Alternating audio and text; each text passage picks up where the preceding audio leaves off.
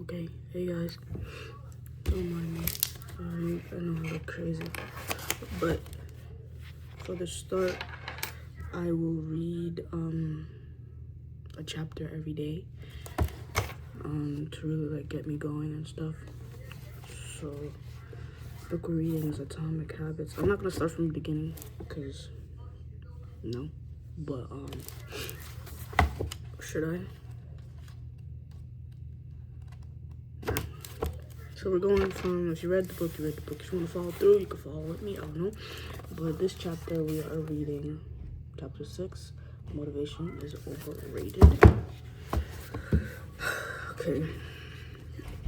Anne Thorndike, a primary care physician at Massachusetts General Hospital in Boston, had a crazy idea. She believed she could improve the eating habits of thousands of hospital staff and visitors without changing their willpower or motivation in the slightest way. In fact, she didn't plan on talking to them at all. Thorndike and her colleagues designed a 6-month study to alter her choice architecture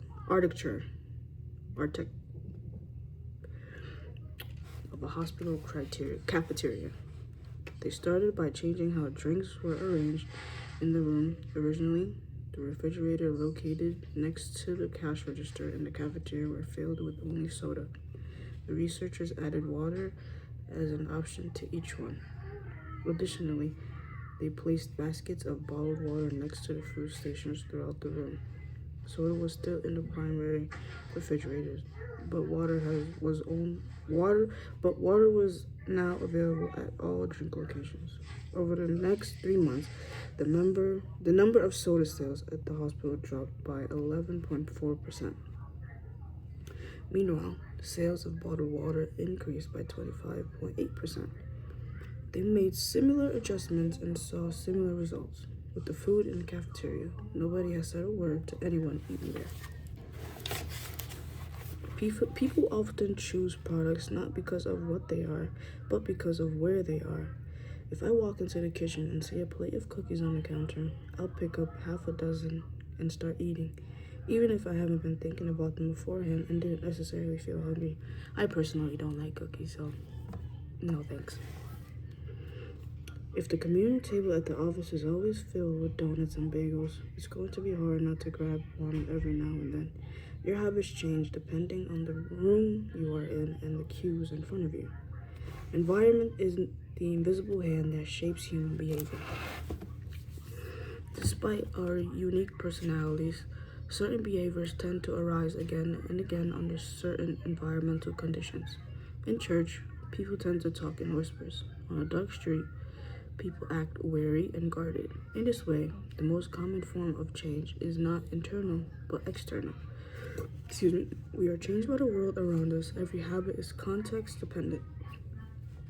In 1936, psychologist Kurt Lewin wrote a simple equation that makes a powerful statement. Behavior is a function of the person in their environment, or B equals F, PE. It doesn't take long for Lewin's equation to be tested in business. In 1952, the economics Hawkins Stern described a phenomenon he called suggested impulse buying, which is triggered when a shopper sees a product for the first time and visualizes a need for it. In other words, customers occasionally buy products not because they want them, but because of how they are presented to them. Interesting. For example, items at eye level tend to be purchased more than down near the floor.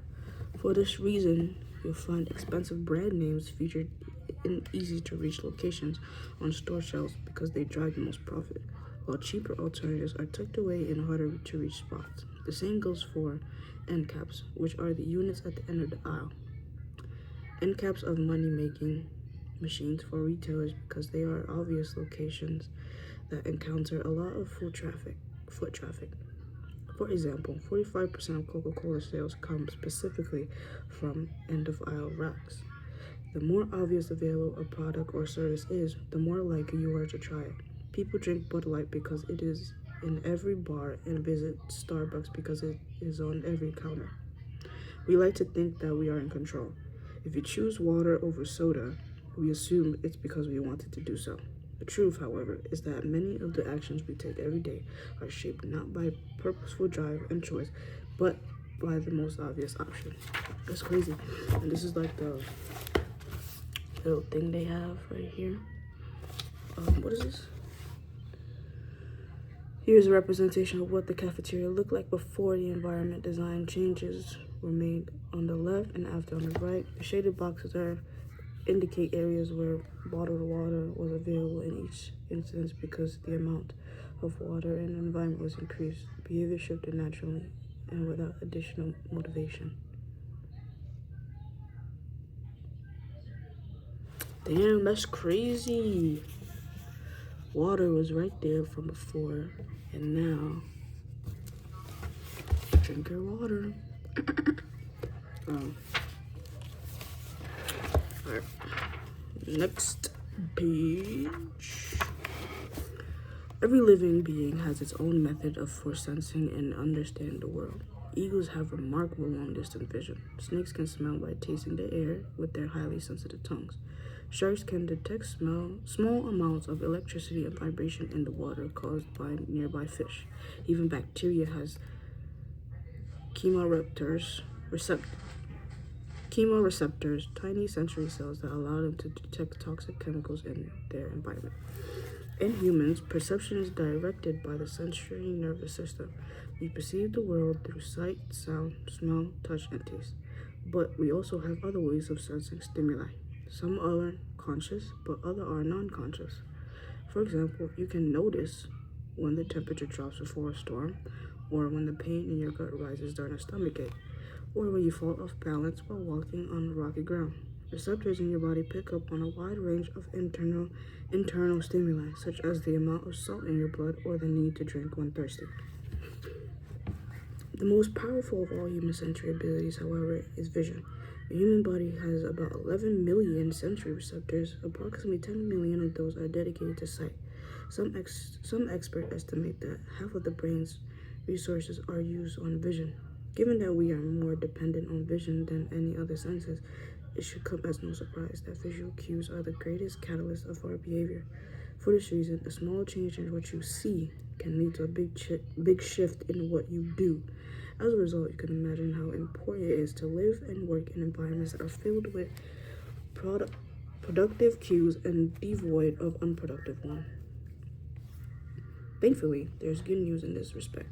You don't have to be the victim of your environment. You can also be the architect of it. Ooh. Now this is how to design your environment for success. During the energy crisis of oil embargo in the 1970s, Dutch researchers began to pay close attention to the country's energy usage.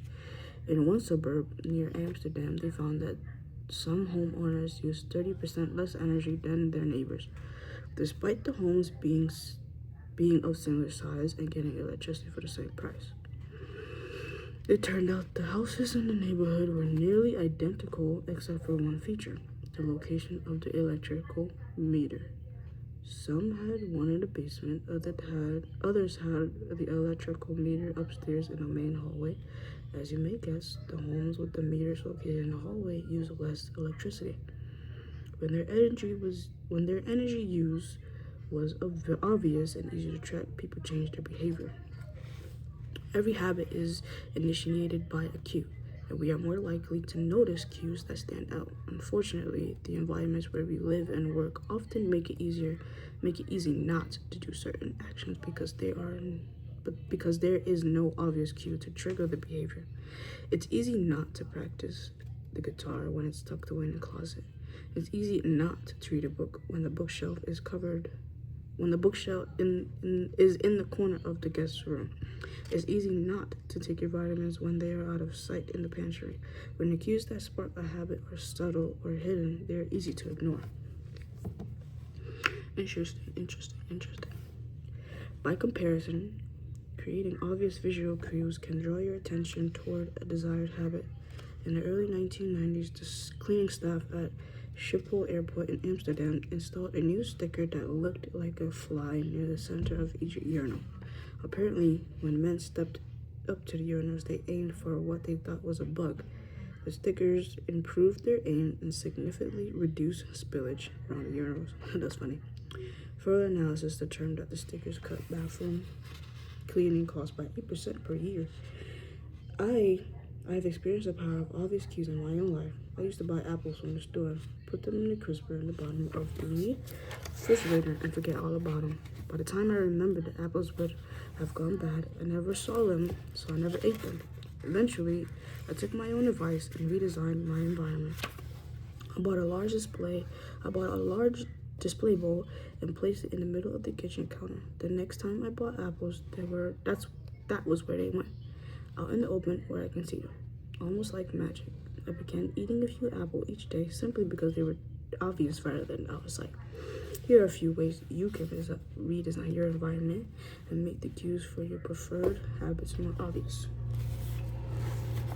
If you want to remember to take your medication each night, put your pill bottle directly next to the faucet on the bathroom counter. If you want to practice guitar more frequently, place your guitar in the stand in the middle of the living room. If you want to remember to send more thank you notes, keep a stack of stationery on your desk. If you want to drink more water, fill up a few water bottles each morning and place them in common locations around the house. If you want to make a habit a big part of your life, make the cue a big part of your environment. The most persistent behaviors usually have multiple cues. Consider how many different ways a smoker could be prompted to pull out a cigarette, driving in the car, seeing a friend smoke, feeling stressed at work, and so on. The strategy can be employed for good habits. By sprinkling triggers throughout your surroundings, you can increase the odds you would think about your habit throughout the day. Make sure the best choice is the most obvious one. Making a better decision is easy and natural when the cues for good habits are right in front of you. Environment design is powerful not only because it influences how we engage with the world, but also because we rarely do it. Most people live in a world others have created for them. But you can alter the spaces where you live and work to increase your exposure to positive cues and reduce your exposure to negative ones. Environment design allows you to take back control and become the architect of your life. Be the designer of your world and not merely the consumer of it. Alright, this paragraph is the context is the cue. Alright. Yeah, gotta breathe. I'm not gonna lie, quick debrief before I continue reading. I'm not gonna lie, I kind of mess with this. This chapter makes me realize that when I keep telling myself, oh, I want to pick up on doing something new or like a new hobby or a habit, right? Like a habit of, what's a new habit that I wanted? I wanted to like wake up early, and what I started doing was I bought an alarm and I put it up here. See? Right.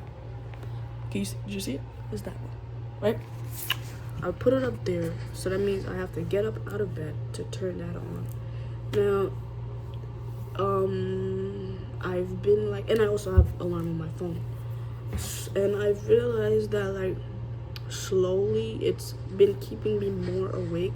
At first, I would always like turn that alarm off and then turn that back on and then go straight back to sleep. But now that I'm doing it more, it's like I'm like starting to be more awake, because you know how the Apple alarm is, like that's like, right? But then now you also have this one, so then that just like, that one's like a calm alarm, you know what I mean? So it's like I get that calmness, but I also get that be awake, you know what I'm saying? Like, yeah. So that's my habit of like, instead of just having one alarm to awake me, I have another one to get me up, you know, get me moving, to turn that off and, you know, be awake within the morning. Alright, let's continue reading.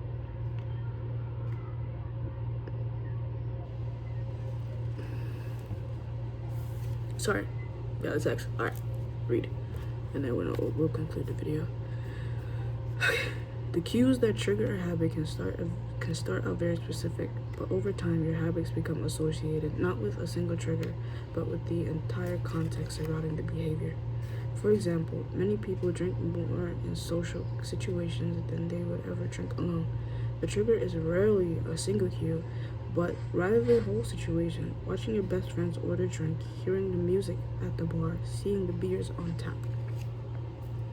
We mentally assign our habits at the location in which they occur: the home, the office, the gym. Each location develops a connection to certain habits and routine. You establish a particular relationship with the objects on your desk, the items in your kitchen counter, things in your bedroom, the alarm clock. Our behavior is not defined by the objects in their environment, but our relationships to them. In fact, this is a useful way to think about the influence of the environment on your behavior. Stop thinking about your environment as filled with objects. Start thinking about it as filled with relationships. Think in terms of how you interact with the spaces around you. For one person, her couch is a place where she reads for an hour each night. For someone else, the couch is where he watches television and eats a bowl of ice cream after work.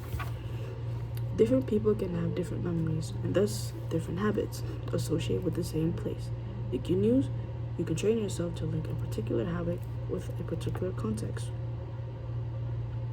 In one study, scientists instructed insomniacs to get into bed only when they are tired. If they couldn't fall asleep, they were just to sit in a different room until they became sleepy. Over time, subjects began to associate the context of their bed with the action of sleeping, and it became easier to quickly fall asleep when they climbed in bed. Their brains learned that sleeping, not browsing on their phones, and not watching televisions, not staring at the clock, was the only action that can happen in that room. The power of context also reveals an important strategy. Habits can be easier to change in a new environment. It helps to escape the subtle triggers and cues that nudge you towards your current habits. Go to a new place, a different coffee shop, a bench in a park, a corner of your room you seldom use, and create a new routine there. It's easier to associate a new habit with a new context than to build a new habit in the face of competing cues. It could be difficult to go to bed early if you watch television in your bedroom each night. It can be hard to study in the living room without getting distracted if that's where you always play video games. But when you step outside your normal environment, you leave your behavioral biases behind. You aren't battling old environment cues, just allow new habits to form without an interruption. Want to think more creatively? Move to a bigger room, a rooftop patio, or a building with expansive architecture. Take a break from the space where you do your daily work, which is also linked to your thought patterns. Trying to eat healthier? It is likely you shop at an autopilot at your regular supermarket. Try a new grocery store. You might find it easier to avoid unhealthy food where your brain doesn't automatically know where it is located in the store, when you can manage to get to an entirely new environment. Redefine or rearrange your current one. Create a separate space for work, study, exercise, entertainment, and cooking. The mantra I find useful is one space, one use. When I started my career as an entrepreneur, I would often work from my couch or kitchen table in the evenings. I found it very difficult to stop working. There was no division between the end of work time and the beginning of personal time. Was the kitchen table where I office or the space I ate meals? Was the couch where I relaxed or where I sent emails? Everything happened in the same space. A few years later, I could finally afford to move to a home with a separate room for my office. Suddenly, work was something that happened in here, and personal life was something that happened out there. It was easier for me to turn off the professional side of my brain when there was a clear dividing line between work life and home life. Each room had one primary use. The kitchen was for cooking, the office was for working. Whenever possible, avoid mixing the context of one habit with another. When you start mixing contexts, you start mixing habits, and the easy ones will usually win out. This is one reason why versatility of modern technology is both a strength and a weakness. You can use your phone for all sorts of tasks, which makes it a powerful device. But when you use your phone to newly do anything, it becomes hard to associate it with what tasks. You want to be productive, but you're also conditioned to browse social media, check email, and play video games whenever you open your phone. It's a mishmash of cues. You may be thinking, you don't understand. I live in New York City. My apartment is the size of a smartphone. I need each room to play multiple roles. Fair enough. If your space is limited, divide your room into activity zones. A chair for reading, a desk for writing, a table for eating. You could do the same with your digital spaces. I know a writer who uses a computer only for writing, his tablet only for reading, and his phone only for social media and texting. Every habit should have a home. If you manage to stick with the strategy, each context will become associated with a particular habit and mode of thought. Habits thrive under predictable circumstances. Focus comes into automatically when you are sitting at your work desk. Relaxation is easier when you're in a space designed for that purpose. Sleep becomes quickly when it is the only thing that happens in your bedroom. If you want behaviors that are stable and predictable, you need an environment that is stable and predictable. A stable environment where everything has a place and a purpose is an environment where habits can easily form. Boom. That was a great chapter. I feel like I've already started doing that, and I just need to like continue working on that.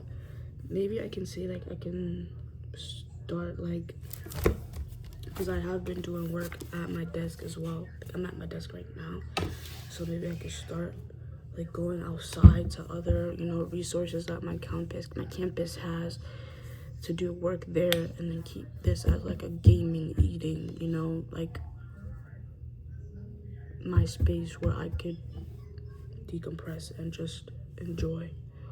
So yeah, thank you for reading that chapter with me. Next chapter is, I'm gonna read the book again, which will probably be tomorrow. Next chapter is The Secret to Self-Control. Thank you for being with me. I appreciate it. See y'all.